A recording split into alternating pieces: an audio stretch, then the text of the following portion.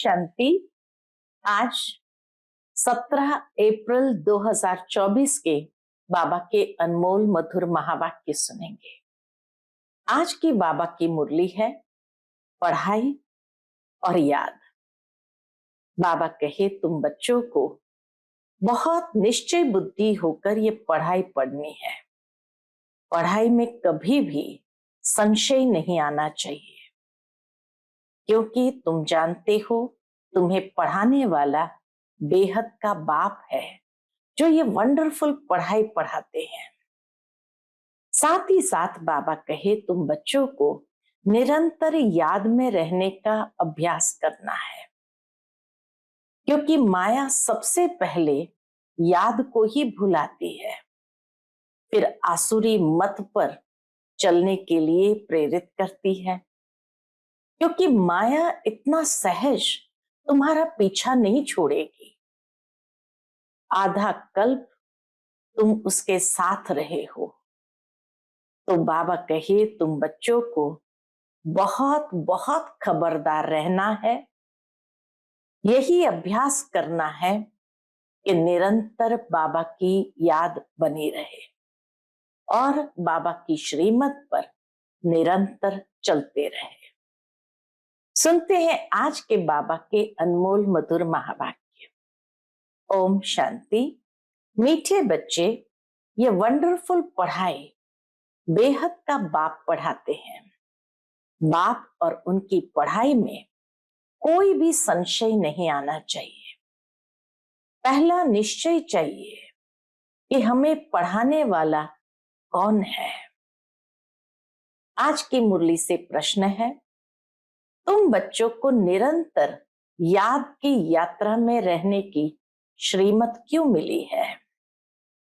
उत्तर, क्योंकि माया दुश्मन अभी भी तुम्हारे पीछे है। जिसने तुमको गिराया है अभी वह तुम्हारा पीछा नहीं छोड़ेगा, इसलिए गफलत नहीं करना है। भल तुम संगम युग पर हो, परंतु आधा कल्प उसके रहे हो। बाबा कहे द्वापर से लेकर अंत तक उसके रहे हो, इसलिए जल्दी नहीं छोड़ेगा। याद भूली और माया ने विक्रम कराया, इसलिए खबरदार रहना है। आसुरी मत पर नहीं चलना है। ओम शांति। अभी बच्चे भी है, बाबा भी है। बाबा अनेक बच्चों को कहेंगे, क्या कहेंगे? ओ बेटे। बाबा अनेक बच्चों को कहेंगे ओ बेटे। सभी बच्चे फिर कहेंगे ओ बाबा। बच्चे हैं बहुत, तुम समझते हो यह ज्ञान हम आत्माओं के लिए ही है। एक बाप के कितने ढेर बच्चे हैं। बच्चे जानते हैं बाप पढ़ाने आए हैं। वह पहले पहले बाबा है, फिर टीचर है, फिर गुरु है। तीनों ही एक में समाया हुआ है। पहले पहले बाबा है, फिर टीचर है, फिर गुरु है। अब बाप तो बाप ही है, फिर पावन बनाने के लिए याद की यात्रा सिखलाते हैं। और यह भी बच्चे समझते हैं कि यह पढ़ाई वंडरफुल है। तो बाप भी है, फिर सतगुरु के रूप में पावन बनाते हैं, याद की यात्रा सिखलाते हैं, फिर टीचर बन करके यह वंडरफुल पढ़ाई पढ़ाते हैं। ड्रामा के आदि मध्य अंत का राज बाप के सिवाय कोई बता न सके, इसलिए उनको बेहद का बाप कहा जाता है। यह निश्चय तो बच्चों को जरूर बैठता है कि बाबा ही हमारा बाप, टीचर, सतगुरु है। तो बाबा कहे ये निश्चय तो बच्चों को जरूर बैठता है, इसमें संशय की बात उठ न सके। इतनी बेहद की पढ़ाई बेहद के बाप के सिवाय तो कोई पढ़ा न सके। बुलाते भी है कि बाबा आओ, हमको पावन दुनिया में ले चलो, क्योंकि यह है पतित दुनिया। पावन दुनिया में ले जाते हैं बाप। पतित पावन है तो पावन दुनिया में ले जाते हैं पावन बनाकर। वहां थोड़ी कहेंगे बाबा आओ पावन दुनिया में ले चलो, है ही पावन दुनिया, तो वहां थोड़ी कहेंगे। बच्चे जानते हैं हम आत्माओं का वह बाप है, तो देह का भान टूट जाता है। आत्मा कहती है वह हमारा बाप है। अब यह तो निश्चय रहना चाहिए, बरोबर बाप के बिगर कोई इतनी नॉलेज दे नहीं सकता। पहले तो यह निश्चय बुद्धि चाहिए, सबसे पहले तो निश्चय बुद्धि चाहिए। निश्चय भी आत्मा को बुद्धि में होता है। आत्मा को यह ज्ञान मिलता है हमारा ये बाबा है। ये बहुत पक्का निश्चय बच्चों को होना चाहिए। मुख से कहना कुछ भी नहीं है। हम आत्मा एक शरीर छोड़ दूसरा लेती है। आत्मा में ही सब संस्कार है। अब तुम जानते हो बाबा आया हुआ है, हमको ऐसा पढ़ाते हैं, कर्म सिखलाते हैं जो हम इस दुनिया में अभी आएंगे नहीं। बाबा आकर ऐसा कर्म सिखाते हैं जो वापस इस दुनिया में आना नहीं है। वह मनुष्य तो समझते हैं इस दुनिया में आना है, तुम ऐसे नहीं समझते हो। तुम यह अमर कथा सुन अमरपुरी में जाते हो। अमरपुरी अर्थात जहां सदा अमर रहे। सतयुग त्रेता है अमरपुरी। बच्चों को कितनी खुशी होनी चाहिए। सतयुग त्रेता है अमरपुरी अर्थात वहां कभी भी अकाली मृत्यु नहीं होती है। तो बच्चों को कितनी खुशी होनी चाहिए। ये पढ़ाई सिवाय बाप के और कोई पढ़ा न सके। बाप हमको पढ़ाते हैं और जो टीचर्स है वह ऑर्डिनरी मनुष्य है। बाबा से जो पढ़ाई सीखी है वो टीचर्स है सभी ऑर्डिनरी मनुष्य। यहां तुम जिसको पतित पावन दुख हरता सुख करता कहते हो वह बाप अब सन्मुख पढ़ा रहे हैं। सन्मुख होने बिगर राजयोग की पढ़ाई कैसे पढ़ाए। बाप कहते हैं तुम स्वीट बच्चों को यहां पढ़ाने आता हूं, पढ़ाने लिए इनमें प्रवेश करता हूं। बाबा पढ़ाने लिए ही तो ब्रह्मा बाबा में प्रवेश करता है। बरोबर भगवान वाच भी है तो जरूर उनको शरीर चाहिए, न सिर्फ मुख परंतु सारा शरीर चाहिए। खुद कहते हैं मीठे मीठे रूहानी बच्चों, मैं कल्प कल्प पुरुषोत्तम संगम युगे साधारण तन में आता हूं। बहुत गरीब भी नहीं तो बहुत शाहूकार भी नहीं, साधारण है। यह तो तुम बच्चों को निश्चय होना चाहिए। क्या निश्चय होना चाहिए। वह हमारा बाबा है, हम आत्मा है, हम आत्माओं का बाबा है। सारी दुनिया के जो भी मनुष्य मात्र की आत्माएं हैं उन सब का बाबा है, इसलिए उनको बेहद का बाबा कहा जाता है। शिव जयंती मनाते हैं, उसका भी किसको पता नहीं है। कोई से भी पूछो शिव जयंती कब से मनाई जा रही है तो कहेंगे परंपरा से।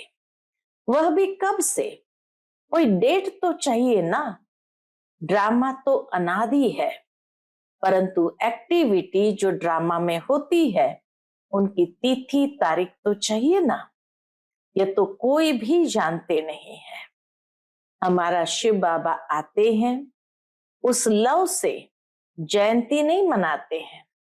दुनिया में शिव जयंती जो मनाते हैं वो उस लव से नहीं मनाते हैं कि हमारा शिव बाबा आते हैं। नेहरू की जयंती उस लव से मनाएंगे, आंसू भी आ जाएंगे।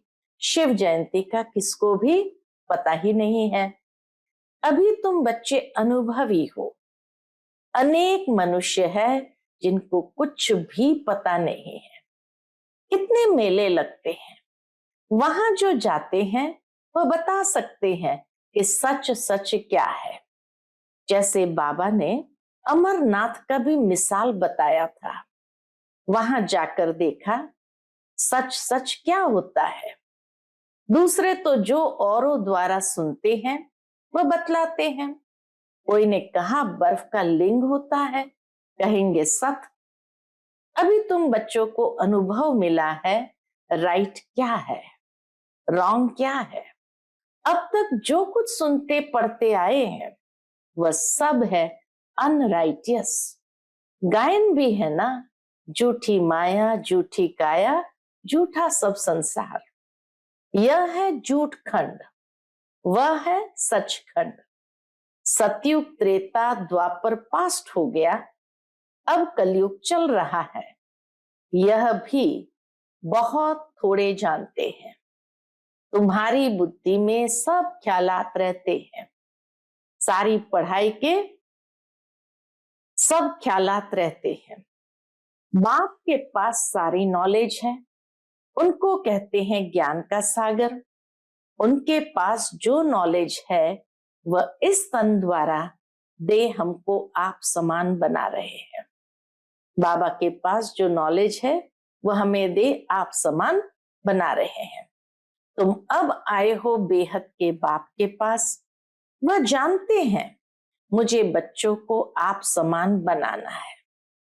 जैसे टीचर आप समान बनाएंगे नंबरवार होंगे, यह टीचर भी ऐसे कहते हैं नंबरवार बनेंगे। मैं जो पढ़ाता हूं यह है अविनाशी पढ़ाई।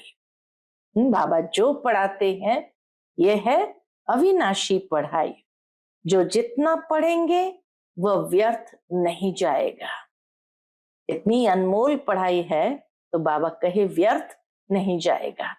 आगे चल खुद कहेंगे हमने 4 वर्ष पहले 8 वर्ष पहले कोई से ज्ञान सुना था, अब फिर आया हूं।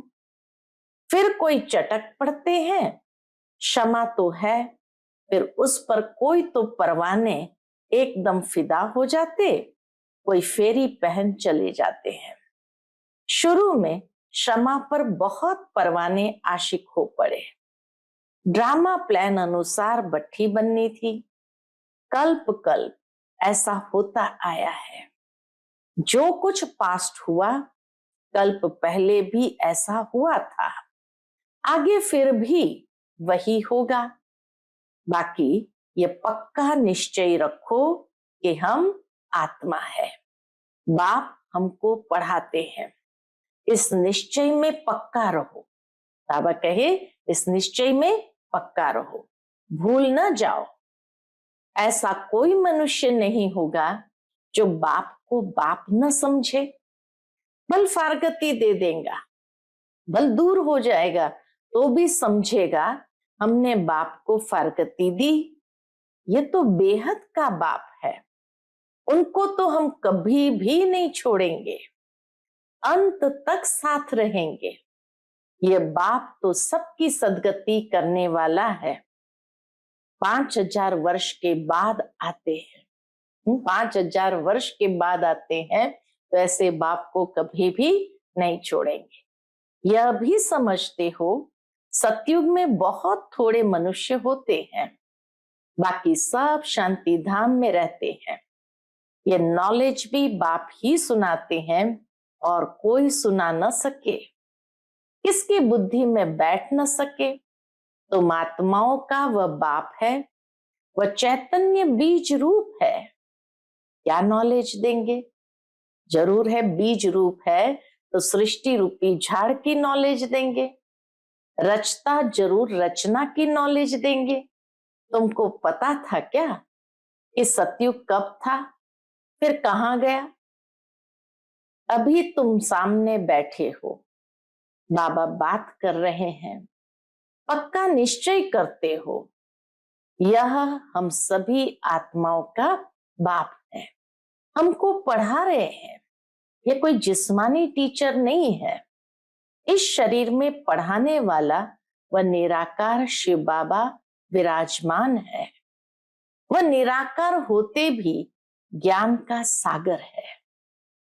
शिव बाबा निराकार होते भी ज्ञान का सागर है। मनुष्य तो कह देते उनका कोई आकार नहीं, महिमा भी गाते हैं ज्ञान का सागर, सुख का सागर, परंतु समझते नहीं हैं।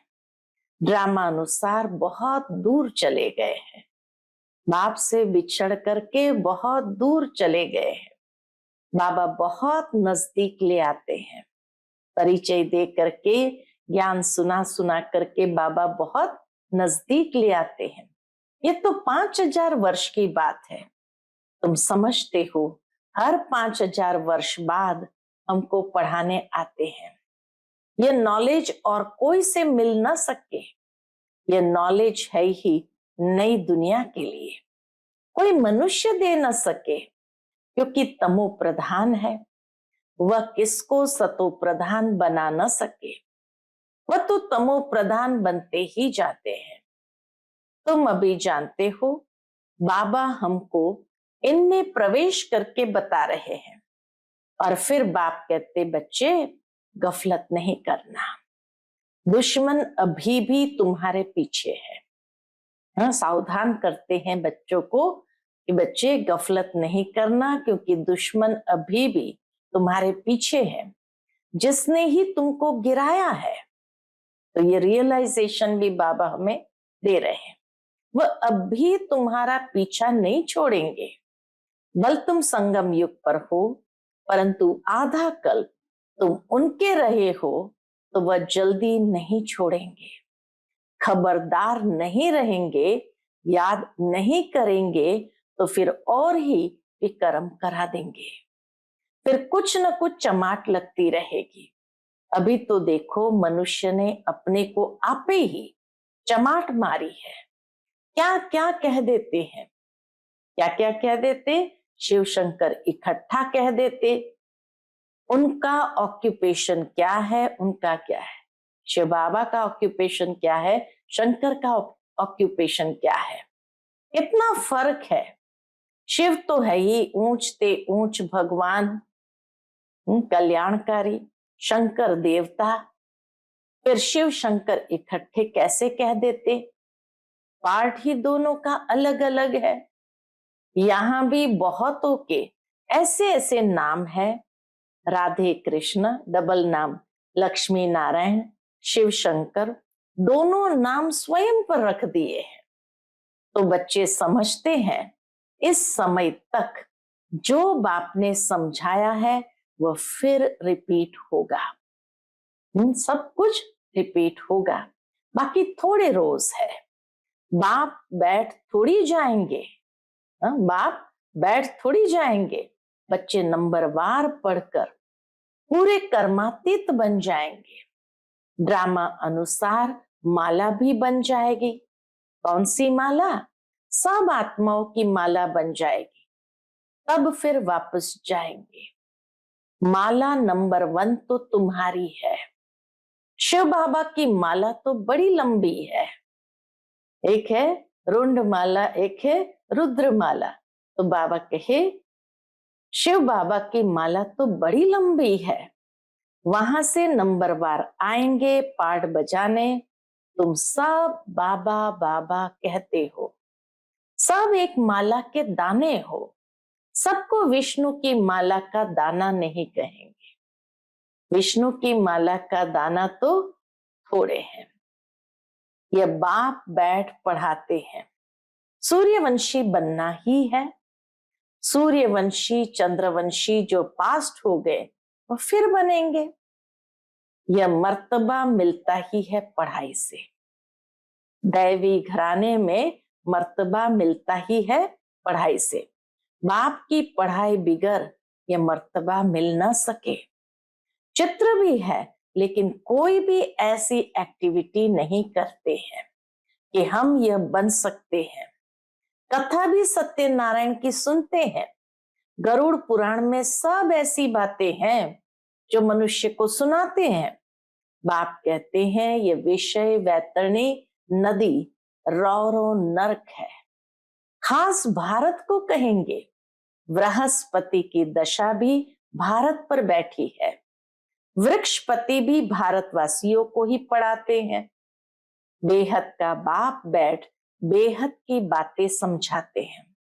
दशा बैठती है, राहु की भी दशा है, इसलिए कहते हैं दे दान तो छूटे ग्रहण। बाप भी कहते हैं इस कलयुग अंत में राहु की दशा सब पर बैठी है। अब मैं वृक्षपति आया हूं भारत पर बृहस्पति की दशा बिठाने। बाबा आया है भारत पर बृहस्पति की दशा बिठाने। सतयुग में बृहस्पति की दशा भारत पर थी, अब है राहु की दशा। यह बेहद की बात है, यह कोई शास्त्र आदि में नहीं है। यह मैगजीन आदि भी उन्हें समझ में आएगी जो पहले कुछ न कुछ समझे हुए होंगे, कोर्स किया होगा, समझे हुए होंगे, तो मैगजीन के अंदर जो बातें हैं वो अच्छी तरह से समझ सकेंगे। मैगजीन पढ़ने से वह फिर जास्ती समझने के लिए भागेंगे, बाकी तो कुछ नहीं समझेंगे। जो थोड़ा पढ़कर फिर छोड़ देते हैं तो थोड़ा भी उनमें ज्ञान दृत डालने से फिर सुजाग हो पड़ते हैं। ज्ञान को दृत भी कहा जाता है। बुझाए हुए दीपक में बाप आकर ज्ञान दृत डाल रहे हैं। कहते हैं बच्चे माया के तूफान आएंगे, दीवे को बुझा देंगे। कितना सावधान बाबा करते हैं कि माया के तूफान आएंगे, दीवे को बुझा देंगे। क्षमा पर परवाने कोई तो जल मरते हैं, कोई फेरी पहन चले जाते हैं। वही बात अभी प्रैक्टिकल में चल रही है। नंबरवार सब परवाने हैं। पहले पहले एकदम घर बार छोड़ आए परवाने बने, जैसे एकदम लॉटरी मिल गई, ऐसे एकदम भाग करके बाबा के पास आए। जो कुछ पास्ट हुआ तुम फिर ऐसे ही करेंगे, भले चले गए ऐसे मत समझना स्वर्ग में नहीं आएंगे। परवाने बने, आशिक हुए, फिर माया ने हरा दिया तो पद भी कम पाएंगे। नंबरवार तो होते ही है, और सत्संगों में कोई की भी बुद्धि में नहीं होगा, तुम्हारी बुद्धि में है। बाप से नई दुनिया के लिए नंबरवार हम सब अपने पुरुषार्थ अनुसार पढ़ रहे हैं। हम बेहद के बाप के सन्मुख बैठे हैं। यह भी जानते हो वह आत्मा देखने में नहीं आती, वह तो अव्यक्त चीज है, उनको दिव्य दृष्टि द्वारा ही देखा जाता है। हम आत्मा भी छोटी बिंदी है, परंतु देह अभिमान छोड़ अपने को आत्मा समझना है। यह है ऊंची पढ़ाई। बार बार वो आत्म स्वरूप भूल जाता है, इसलिए बाबा कहे बार बार अपने को आत्मा समझो। यह है ऊंची पढ़ाई। उस पढ़ाई में भी जो सब्जेक्ट डिफिकल्ट होते हैं उसमें फेल होते हैं। यह सब्जेक्ट तो बहुत सहज है, परंतु कईयों को डिफिकल्ट फील होते हैं। अब तुम समझते हो शिव बाबा सामने बैठे हैं, तुम भी निराकार आत्माएं हो, परंतु शरीर के साथ हो। ये सब बातें बेहद का बाप ही सुनाते हैं और कोई सुना न सके, फिर क्या करेंगे? उनको थैंक्स देंगे। शिव बाबा ही इतनी बातें हमें सुनाते हैं, तो बाबा कहे तुम क्या करेंगे? उनको थैंक्स देंगे? नहीं। बाबा कहते हैं यह अनादि ड्रामा बना हुआ है। कितना बाबा निरहंकारी है। बाबा कहते यह अनादि ड्रामा बना हुआ है, मैं कोई नई बात नहीं करता हूं, ड्रामा अनुसार तुमको पढ़ाता हूं। थैंक्स तो भक्ति मार्ग में देते हैं। टीचर कहेंगे स्टूडेंट अच्छी रीति पढ़ते हैं तो हमारा नाम बाला होगा, स्टूडेंट को थैंक्स दी जाती है। हाँ, कितना निरहंकारी बाबा अपने को थैंक्स के लिए मना कर देते हैं और कहते हैं तुम अच्छा पढ़ते हो तो टीचर का नाम बाला होता है, तो इसीलिए ऐसे स्टूडेंट्स को बाबा थैंक्स देते हैं। जो अच्छी रीति पढ़ते हैं, पढ़ाते हैं, उनको थैंक्स दी जाती है। स्टूडेंट फिर टीचर को थैंक्स देंगे। बाप कहते हैं मीठे बच्चे जीते रहो, ऐसी ऐसी सर्विस करते रहो, कल्प पहले भी की थी, कल्प पहले भी की थी, तो फिर से ऐसी ऐसी सर्विस करो जो टीचर का नाम बाला हो, सुप्रीम टीचर परमात्मा का नाम बाला हो। यही उसके लिए थैंक्स है। अच्छा, मीठे मीठे सिकिलते बच्चों प्रति माता पिता बाप दादा का याद प्यार और गुड मॉर्निंग। रूहानी बाप की रूहानी बच्चों को नमस्ते। हम सभी रूहानी बच्चों की रूहानी माता पिता बाप दादा को याद प्यार, गुड मॉर्निंग और नमस्ते। नमस्ते, शुक्रिया बाबा, शुक्रिया। आज की मुरली से धारणा के लिए मुख्य सार है।